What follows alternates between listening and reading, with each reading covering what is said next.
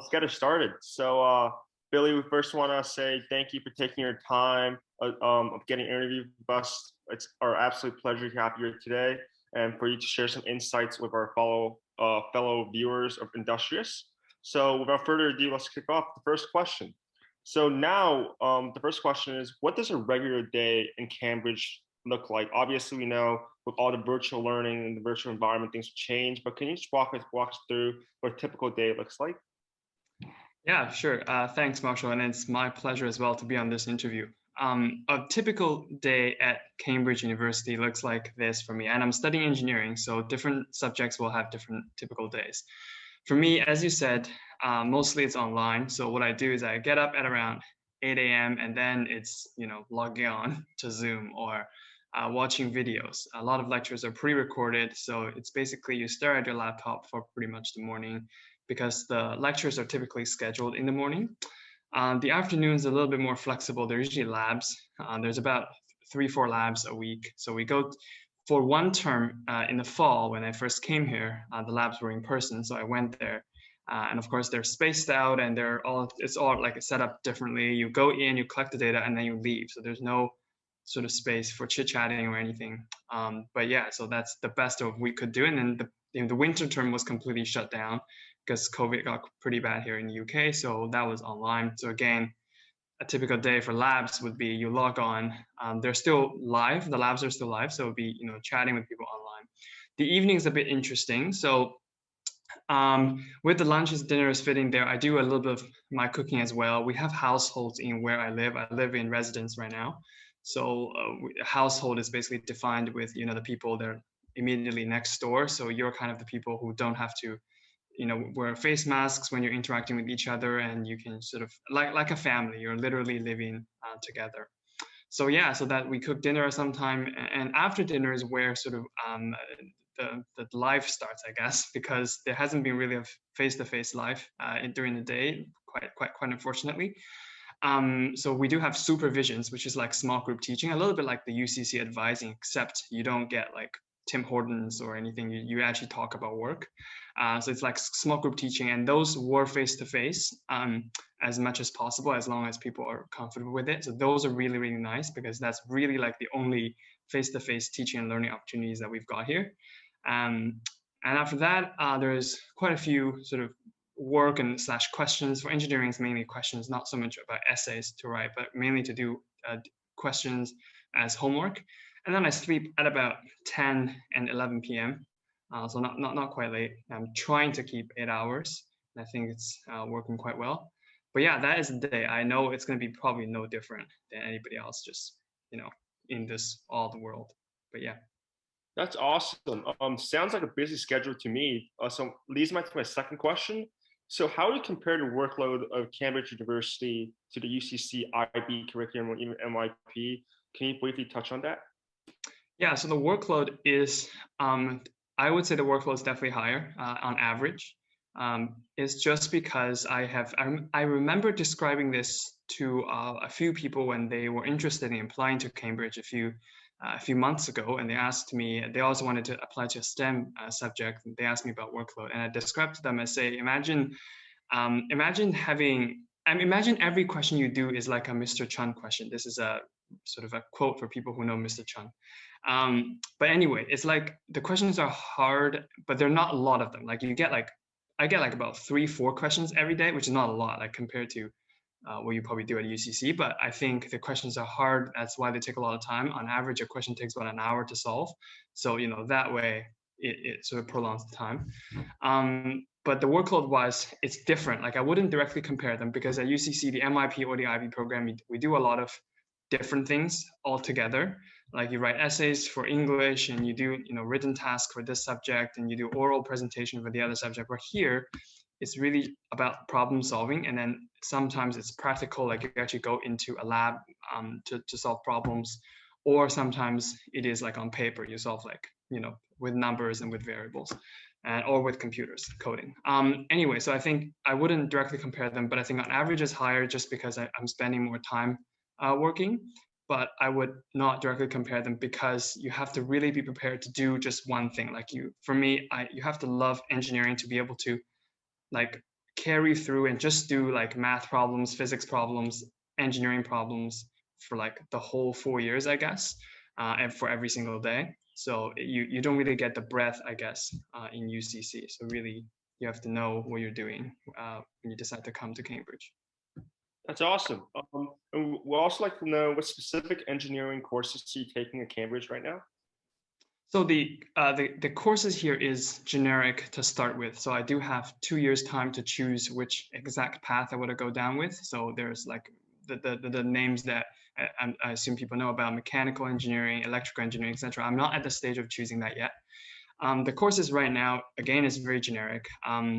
It's so I've got mechanics course, which deals with how stuff works. I've got electrical course, looking at circuits and everything. And I've got, of course, math course, looking at different math, and also computing course. I've got a structures course, looking at stuff like how structures work, like how do you build buildings and how do you build bridges, etc. But those, like, eventually, those are very different, and they point to very different paths eventually. But I guess right now, like especially the first year, is really an introduction to all the different modules and just getting just trying to get an understanding of how each branch of engineering works, and that's really, really good. So that's sort of what I like about this program. People have this sort of understanding about the UK university program where it's very specific. It is correct, as I said before, that you have to really love what you're doing to be able to apply to the program and commit to the program. But I liked about this particular program at Cambridge because it gives you a little bit of breadth within that too.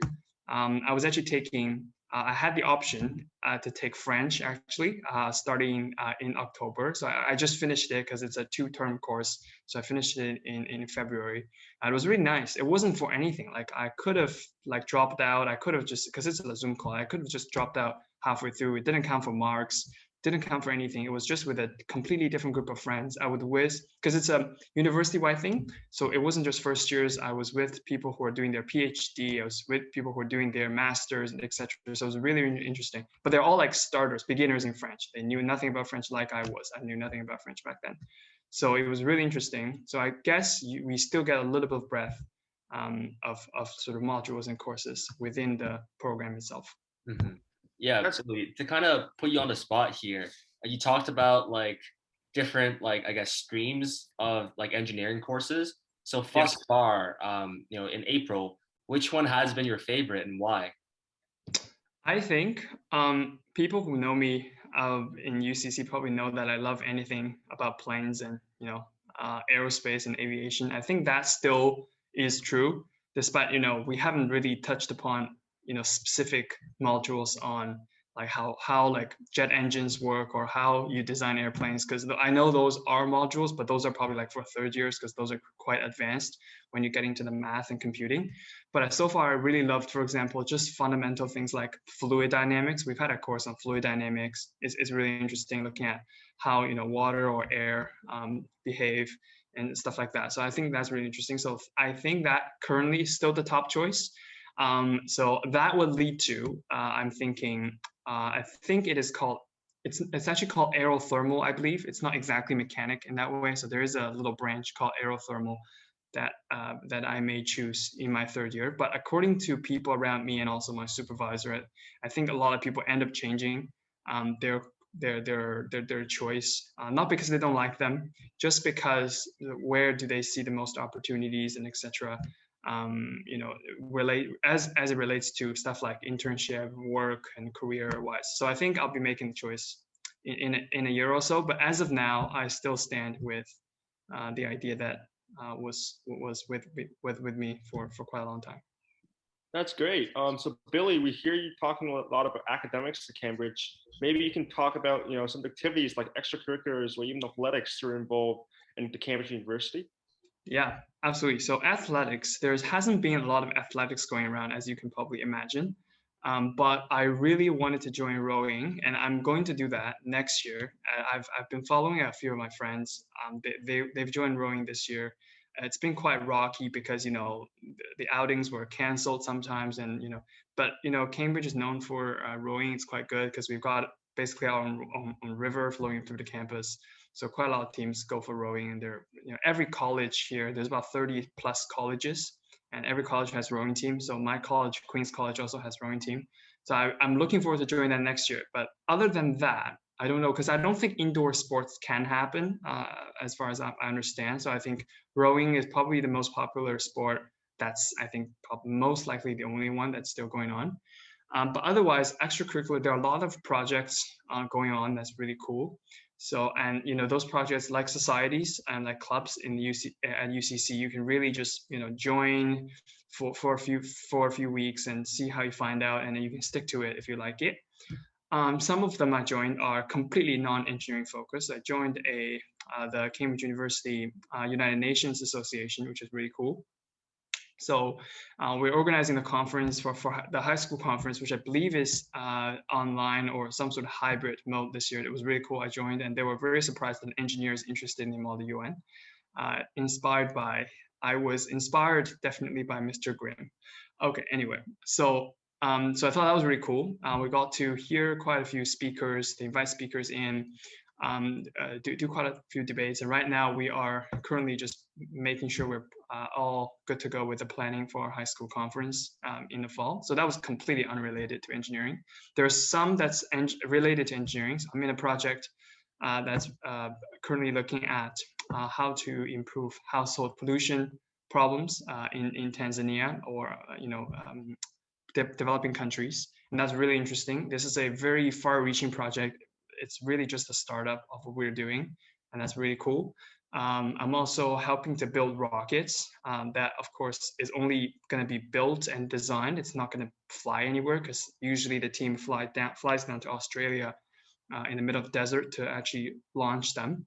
But this year, we currently have got 2 rockets, one completed and one still in design. So I've helped with designing the parachute of the rocket to make sure it doesn't explode on its way down. And we won't know the result until, I'm hoping, next year when the team goes down to Australia and actually launch it. That's great. So Billy, I want to kind of ask you more about the details of that Tanzania, project that you and a group of 10 are working on. Do you want to tell us more about like the nitty gritties and details of like how exactly you and your team are planning to, I guess improve the or combat pollution in Tanzania? Like, what are some of the, yeah. Yeah, great. So the motivation of the project was that we've had people who have lived, members of our team have lived in Tanzania for quite a lot of time now, and they've realized that Tanzanian people are very used to open fire cooking in what they call Maasai hut. So they live in this village based Maasai hut, which has open fire cooking basically every day, and it's culturally and traditionally appropriate and sort of necessary for them to do so. So they're not willing to give up their culture, and we are not trying to sort of make them give up their culture just because we sort of descend from the developed world and ask them to do things. So we're trying to value that and respect that. But we find that the problem is, the recent engineering solutions to that problem, and the problem with open fire cooking, of course, is that the person who cooks, and often is the mother carrying a little baby, is breathing in all the soot and all the incomplete combustion residues that produced from cooking. So that's not good for lung and causes problems. So there has been solutions such as clean stove, which has asked them to basically move outside, move away from open fire, and use stove that does not produce smoke. But they don't want to do that because it sort of culturally changes how they cook, and it's quite not very respectful of their culture. So our solution is trying to just basically allow them to still use open fire cooking, but instead find a way to better circulate the air in the room. And that's no different. It doesn't seem very difficult when you're in a room like this, but except they have no electricity. It's kind of first in the first place why they use open fire cooking, because they can make fire from wood, but they don't have electricity. So we're trying to deal with that. We've explored many options. We're trying to design a product right now. It's currently in the design stage. So I'm particularly looking at the computer design. So I'm sort of building models on the computer because we can't get into the lab actually to build them. And it's actually, well, it's cheaper and more efficient to build them on computer because you can change stuff. So I'm doing that. We also have a small team in the United States based in Yale that's currently looking at how to modify sort of market-based solutions, like you buy a fan in Canadian Tire, and then, for example, try to modify it. Obviously you have to take out any electricity related stuff because they can't use that. And there's a team in Australia, again in the middle desert, where they try to build like a replica of the Maasai hut, and they actually try to use it. We had a first prototype. The first prototype was quite a big one. It's like this big, and it's a big fan, and it's gravity driven. So you have a pulley, and you hang some weight there, and then it powers the fan. But the problem was it requires you to drill a hole in the wall, and they can't do that because their Maasai hut is made of mud. So if you drill a hole in the wall, it basically destroys their whole house. So yeah, so we're currently in that stage, and it's really, really, really interesting. It's a really great project because I think the impact in the long term is going to be huge. We have a specific team looking at how the business side of this project, and so the people who are studying economics, studying stuff about public health, they're looking at how to actually deploy them, and the engineering team is looking at how to deliver the product. So it's a really good project. We've been into a couple of sort of competitions and pitches, trying to fundraise as well, because prototyping and testing, we need the project needs money as well. So we've been doing that, but it's been really, really interesting based on the feedback that we get from people that this project has some great future. Yeah, absolutely. That's awesome, Billy. There are people from America, there are people from Australia, and yourself in Cambridge. Like, how do you get involved with this, I guess, global multinational project in the first place? Because it's just so fascinating. Yeah, so this project actually, I quickly find out, very quickly. It was like in November. I came here in October. It was in November that I find out that there is absolutely more opportunities in a university like Cambridge than you can ever take up. Like you can obviously like UCC at the start of the year, there's clubs fair, or what they call societies fair. So you go to societies, except this year was online, so they have some platform for you to click into links and see the people there. But it's really a lot of stuff, and then I would find a lot of them interesting. Even if you find, let's say, 5 of them interesting, I think I probably signed up for 5 at the start. I can only commit to 2, like I was sharing to you, well, 2 to 3, but the times are different, so you have to sort of work it out yourself. And most people that I know sign up for more, like 5. 5 is actually more. I'm saying, joining 5 clubs at UCC may not sound a lot, but joining a project at a university level is actually quite a lot of commitment. It's not just a meeting once a week during lunchtime. You actually have to put in a lot of work, and we are meeting every week, but there's a lot of work that you have to do yourself because you get tasks assigned from the meetings. So I ended up dropping 2. It's completely normal, just because people couldn't, you just can't handle with an academic program as well. You're studying, you cannot handle being actively involved in 5 different projects. So I withdrew from 2 of them, and I'm keeping 3. So I think the way to go about doing these is just to sign up. I wouldn't say as much as possible, but sign up to a few. Perhaps you'll find later that's more than you can do, but definitely there are more opportunities there available, and they're willing to take people. Like they're willing to take first years, not because you have a wealth of experience, you probably don't know that many formulas or don't know that many maths and physics, but at least we bring fresh ideas to the table. And plus, the project I was involved in is a new project. It's like a startup project basically, except we haven't called the company yet, but it's basically a startup company that looking at, nobody has done this before, and it's really at the first stage. So it's really nice to get involved, and the way to do it is just to put yourself out there. I remember emailing the person. The person firstly accepted me as someone who would analyze business sort of side of things, because all they were looking at back then was to enter competitions. So they actually, wanted me as someone who would analyze market strategies for them.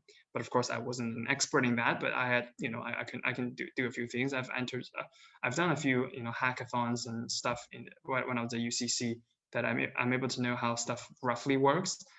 But I quickly realized that this project actually has a very interesting engineering side that would perfectly fit me because I'm doing engineering. So through bits of opportunities, I'm here now. But I think the moral of the story is, do sign up to things that looks interesting to you, and it is completely okay to drop out, because a lot of people do, and it's sort of a filtering process for yourself. Yeah, Billy. So it sounds like you're very involved in as much as you possibly can be. So could you share maybe with the viewers, like, what's been the most interesting, something you learned that's just been super fascinating to you, something that's really, got you interested? Yeah, so I was this week. A few of you may have seen me posting on Instagram. I was building this thing out of Lego. So that's like a lab activity I was doing. So I was in the lab basically this whole week. I'm going to be in there tomorrow again as the last day. So this is break time. So I was like basically alone in this giant lab with the computers. So the goal is to build something. It's to build a gearbox, and then so it would rotate. And then the hard bit, I guess, is to have it respond to some Python programming. So we program something in Python, for example, to tell the molder to turn, so the gear would turn, etc., and to shift the gears, etc., like you would do in the bicycle. So that was very interesting. Like I still find, despite the unfortunate circumstance that we didn't get to do a lot of practicals, like the actual lab time is the most interesting part. Like I get to be in there by myself, which I think is awesome, because I was very grateful that the space is open for me. The opportunity came like in an email, and I just signed up for it. It was great. And then the sort of the experience you get exploring different concepts is the stuff that you definitely wouldn't get just by solving a question on pen and paper.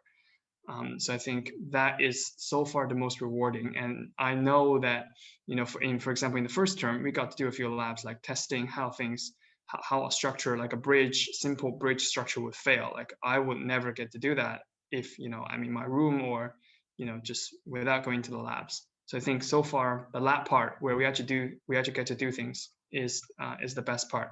And I'm very grateful that, of course, in Cambridge, then there are very, wonderful lab facilities around. And mostly they're open, not freely, but you have to sign up and be involved in something. You're actually producing something, then they'll be open to you to use, and they're fascinating. It was my first time going into the lab that I'm currently in for this week, and it was fascinating to be in the lab. So Billy, can you tell me please, where do you see yourself in 5 to 10 years, like in the long future? Yeah, so I think I would want to be an engineer of some sort in the future when I graduate. So I'll graduate in 2024 from Cambridge. So I think with that, I hope that I'll become an engineer. And really, at this point, I wouldn't say sort of what kind of engineer I want to be. And that's the reason why sort of I'm trying out different internships, and I'm applying to internships, and hopefully through summertime when I'm actually doing the internships, I would be able to understand a bit better the actual the world where engineers actually work, not just study. Because I have heard from people that are working in engineering field, and frankly any field, that working is very different from attending schools. So I would want to, through internship, learn more about that. But I think I would like to work as an engineer for some period of time. I would also like to be some form of a teacher. So it doesn't have to be like teaching kids, and it could be teaching in a school like UCC, or teaching any, or a university level, anything. Because I feel like it's really great that when I get to explain stuff to other people.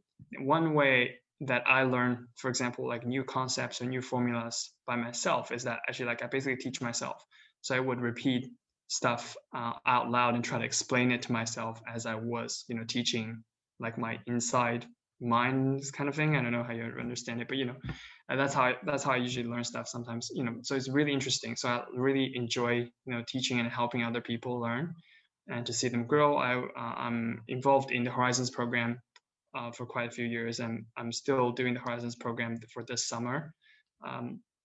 It's online, but yeah, so I do really enjoy that, and I hope that I will spend some period of my time in the next 5 or 10 years doing that as well.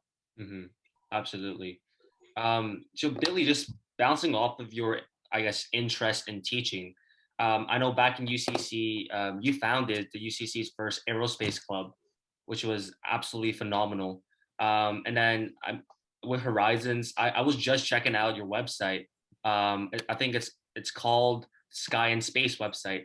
A lot of things regarding like aerospace, and there was one of the quotes that really caught my attention. It reads, "To most people, the sky is the limit, but for those who love aerospace, sky is home." It really goes to show how much you love aerospace. So tell us about, I guess, your experience as the co-founder of the Aerospace Club at UCC. I saw on Instagram that I think you took a lot of boys to airports or like simulation. Just tell us all about that, very rich experience you had with aerospace at UCC. Yeah, so yeah, that was great. That was a quote. That was a quote that that used to go up on the wall of my room in Sedens. But yes, that is a great quote about aviation. I do really like aviation because I've grown up loving anything that flies basically, including birds,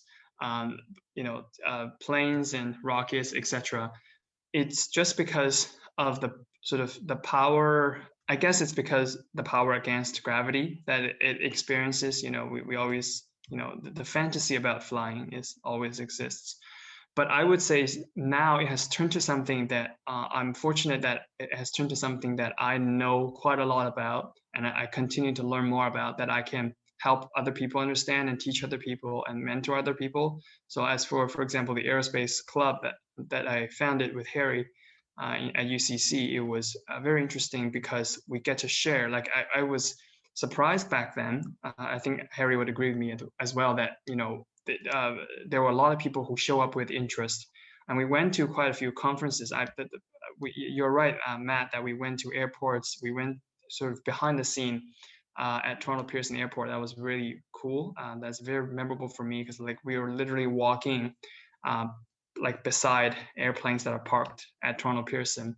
And then the sort of the only time that I'm at Toronto Pearson but not stuck in one of those terminal buildings is when I was on that trip to actually get to walk around airplanes and see them. Is really, really cool. It's like you get to see how massive the engines are, etc. It makes you appreciate it. At least makes me appreciate how everything gets put together, especially now I'm like studying literally engineering, how all the bits and pieces are getting put together and designed in such an elegant way so that everything would function together.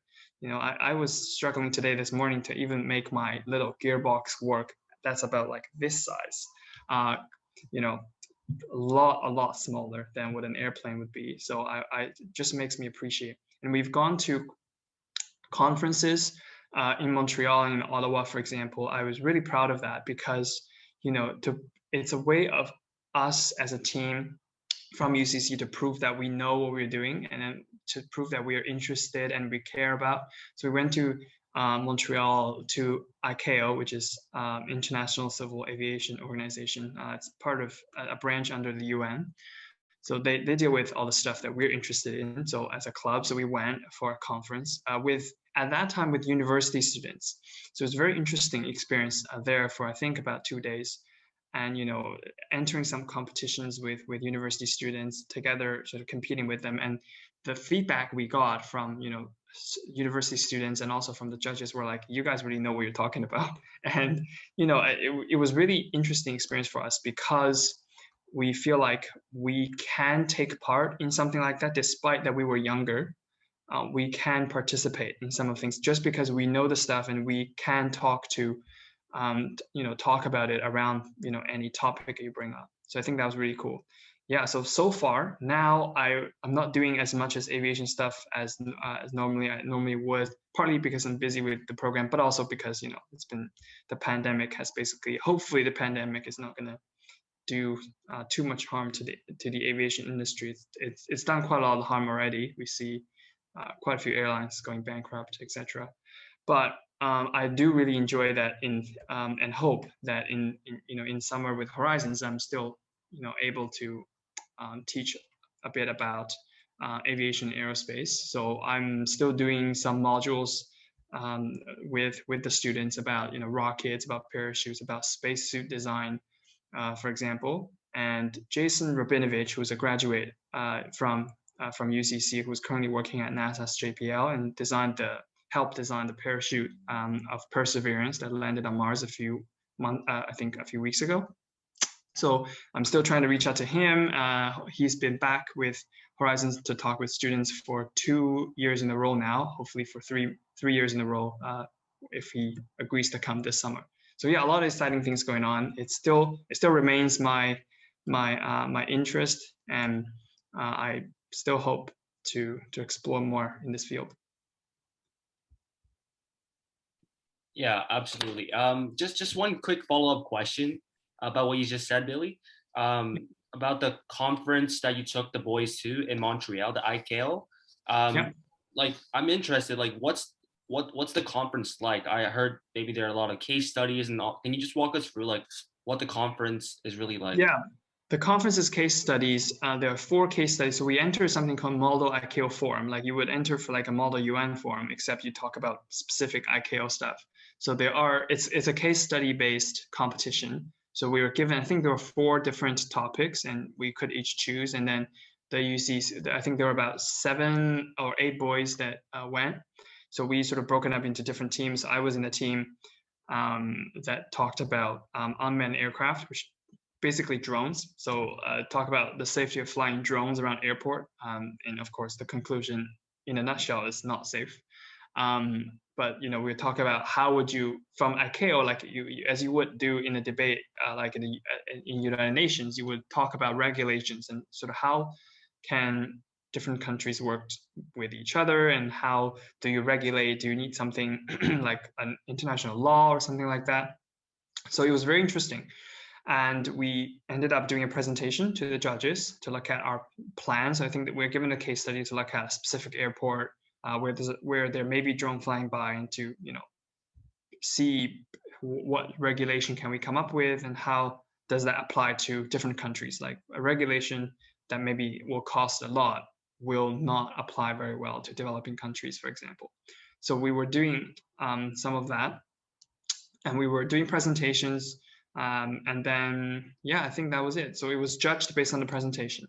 And it was really an enriching experience, because first of all, I get to work with people.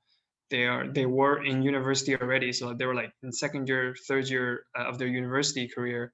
And they were doing something similar. So like they're doing a major or a minor, at least, in stuff like aviation, or in stuff like international relations or government or something like that, that would point them directly to participating in those case studies and competitions. But I was happy that just the fact that I was able to sort of join their team and join the discussion and be able to present on behalf of them. So for my team, I presented on behalf of my team. So for me, that was a very enriching experience, because just the fact that I was able to be at the same level as them, and to discuss, to debate, and to come up with an idea, write it up and present. It was a very enriching experience. Yeah. So on the topic of high school, how would you say like the IB curriculum and the kind of experiences that you're talking about right now, how have they prepared you to study to really go deep in engineering? Yeah, so I think overall, I still agree with most people. Well, most people say the IB prepares you very well for, I would say any university program you go into, but particularly for my case, I think IB prepares you very well, not because the math formulas or the physics formulas that we learn in the IB. There are rumors, but it's true that if you study A levels in the UK, which is the equivalent of IB in the UK, you do learn more formulas. Basically, you do learn more formulas in math and physics because they don't have the other components of IB. They don't have the extended essay. They don't have the CAS. They don't have the TOK, etc. And I believe they're allowed to choose more concentrated subjects. So you can choose, if you're STEM focused, you can just choose STEM subjects. If you're English focused, you can choose a bunch of languages.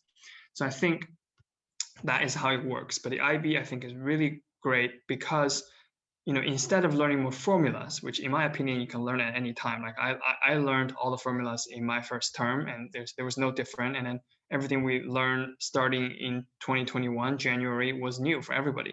So there was no difference basically because they don't expect anyone to know those advanced math, and they'll catch everyone up on those. But I think the most important thing was that we get to learn how to sort of be a proper learner. And I say that, for example, we IB students know how to write an essay, and I'm not kidding. That is not a sort of a common ability possessed by A-level students. I don't think I'm making too much of a claim here because I've seen friends, my friends who are really like in their first term here struggling to write, for example, a lab report, just because not because they don't like, it's not their fault at all because they haven't been taught how to properly write one. But with the IB, with all the internal assessments, etc., in the science subjects, we get to learn how to properly write a lab report, and it's really, really important. And for example, how to do an oral presentation. And there was a course here at Cambridge that I took, that I had to took, just to basically cover all of those. And of course, that was really quickly. So the experience you get by just taking that course and learn how to write an essay is nothing like being in the IB program. You actually learn it through experience. Like you write so many essays and write the extended essays, and it's a whole experience, not just like one course and you listen to somebody talk to you about how to write a lab report and that's it. So I think overall it prepares you really well, not because of the math formulas, because of the sort of the ability, the skills that you learn. Like if you see something new, like completely unseen before, you know how to respond to it.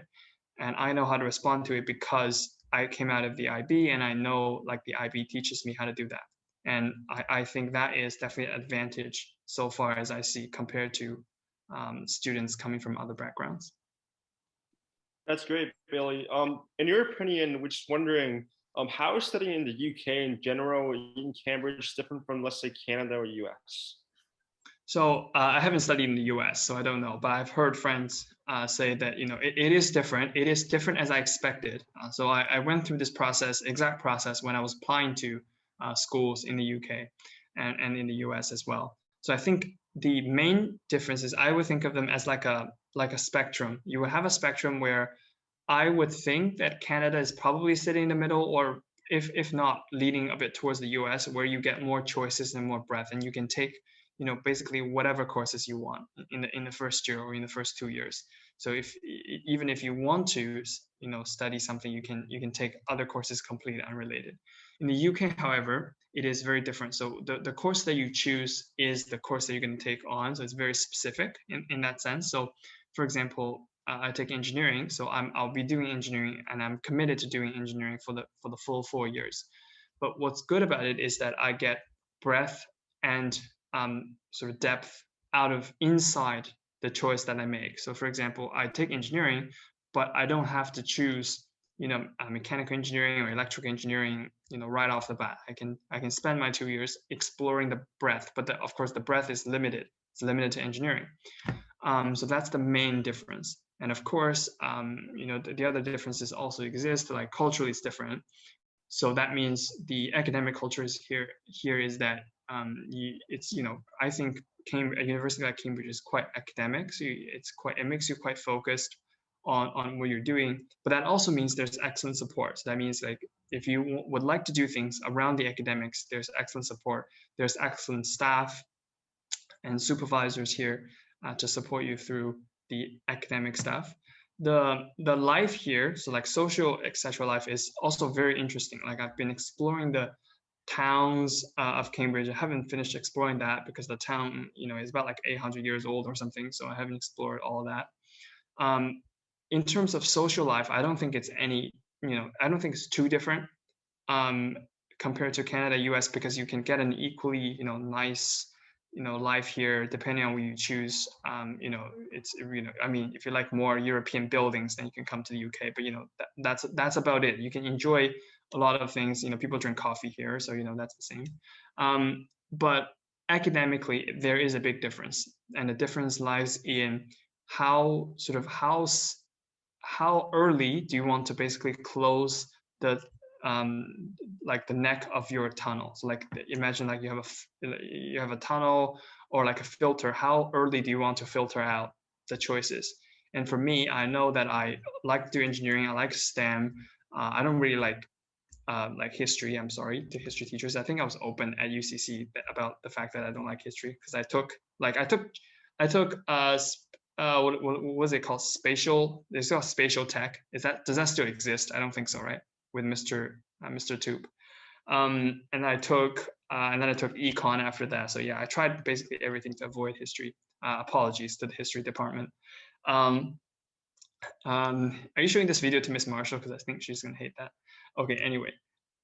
So yeah, so I think I had a clear idea in mind about what I want to study. So I think for students like me who have a clear idea, a clear preference about what you want to study, then definitely I think UK is a good choice.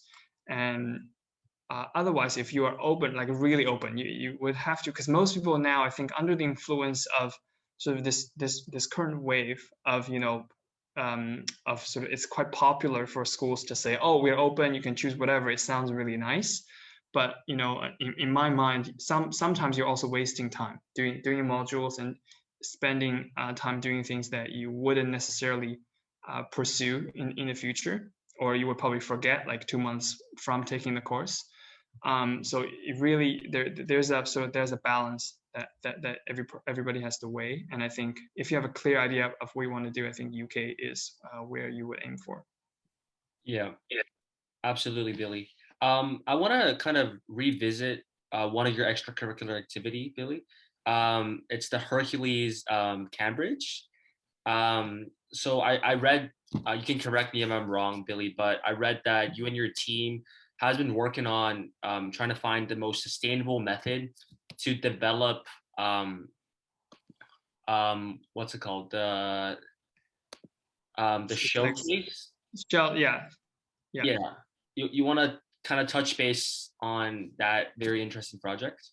Yeah, so that's a project based on I was very interested in it, like really like purely because there's a course that I'm taking now. It's a required course called materials. Like I'm looking at different materials, and I've never taken that course. And you guys can probably tell there's nothing like this in the physics course in the IB. Like you don't learn about how materials behave, or how why is your phone made out of this sort of glass material but not out of wood, for example. Like a lot of things were intuitive, but then I'm now actually taking a class to look at exactly like mathematically and in terms of engineering how it works. So that was really interesting. So part of that course was looking at what's called life cycle analysis, to look at for like the example, the project we had was to look at shelves, like the shelves that you see in supermarkets, like what they use to hold like apples, and what they use to hold like different bottles, etc. So those are very interesting. We were looking at, it was a completely different view of looking at that product, because obviously I go to like supermarket every week, but obviously I don't care about that. I only care about the price and what's on sale. But to look at how that thing is built, and sort of what material is made from, and where it's getting shipped. Like it's based in the UK, based in Europe, but it may not be shipped from Europe. Like it may be built in some in Asia, or in India, in China, and then it gets shipped to North America, to Europe, where it's going to get deployed or gets assembled. So it was very, very interesting to look at the entire sort of life, sort of like basically a life timeline of a life cycle of the material, and to see how that sort of assembled together. And then we were doing some analysis. The aim of the project is to see where has there been energy like wasted. Like if it, for example, if it costs the same energy to fly the material to Europe, why would you put them on a ship that takes like 2 months and wastes a lot of energy? But of course, we have to do the math. Like in reality, I think ships actually the best method, because airplanes waste a lot of energy and creates a lot of carbon dioxide. So we're looking at that. That was very, very interesting. So we're approaching the end of the project now, because we've basically made a report suggesting a few changes to the life cycle. It was very interesting. It was fascinating to me also because as a first year, I was involved in the project with people who are already in their 3rd year and 4th year of university here, also doing engineering. But the fact that a company like this is a project affiliated with a company, like a company would want to put a project out there to a university like Cambridge and say, they really want seriously, inputs from students of how they can improve the product. Like it's not fake, like it's all real. And the report we generate and everything has their name on it, so that the company actually takes into serious consideration of how they can improve their product and potentially save money, but most importantly save some energy and produce less carbon dioxide or anything that's contributing to climate change. That's awesome. So just to kind of wrap up, we have a kind of open-ended question. Do you have any general advice for like students at UCC or just high school students in general on maybe how to find something that they love and maybe how to excel in that? Yeah, so I think sometimes, like, I remember like the sort of the hobbies. I remember I was talking with friends a lot because now at university I'm sort of opened up into this bigger world.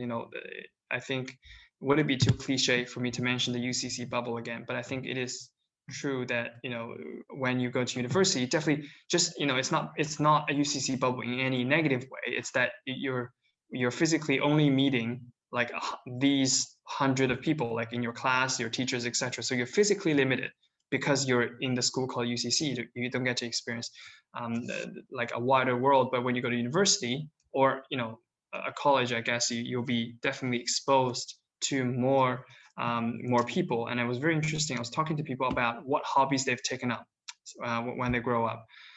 So of course the very common ones are like you play soccer, you play if you play football, you play play piano or play an instrument, etc. I think that I remember I've done none of that. Like I remember I've done none of that firstly because my parents didn't force me to, and second, I was fortunate with that, I guess. But secondly, because I don't think I liked it at that point. And I've had so many friends who took up something because they were perhaps forced to, or perhaps they see their friends were doing it and they felt bad that they weren't doing it for some reason. But I think you really, like, at every moment when you're sort of in high school or in university, just ask yourself that what you really like, and then like try something. Like I have a friend and I really admire that friend. She is doing like all different activities that I would probably never try, and I really admire that she's doing some like horse riding.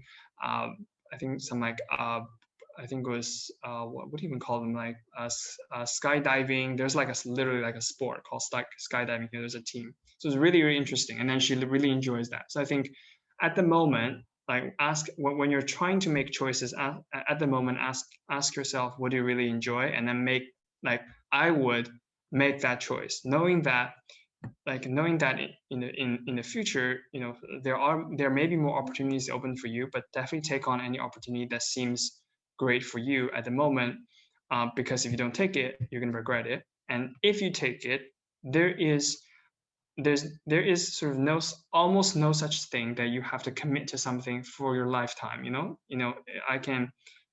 I was talking about earlier that I really love aviation, I really love aerospace, and that is because I do and I really enjoy. So I make the choice that I want to explore more, I want to do more just because I love it. But maybe, who knows, like it's completely theoretically possible that, let's say in 20 years that I no longer love it because I've discovered I love something else now more than I love aviation. And I think that would be the time that I say to myself that I would change it. So, I think definitely make choice based on what you love at the moment. Sometimes it's nice, like I'm a big planning person, so I like to plan for the future, I like to plan for everything, but I still do think sometimes when you're making a choice, you shouldn't think too much ahead into the future, nor should you think too much sort of back in time to think, oh, what I have done or what I have not done. When an opportunity is opened up to you and you're just left, you're by yourself, left to make the choice, then the only question I would ask yourself is, like, do I really enjoy doing this at the moment? So I think that's really important.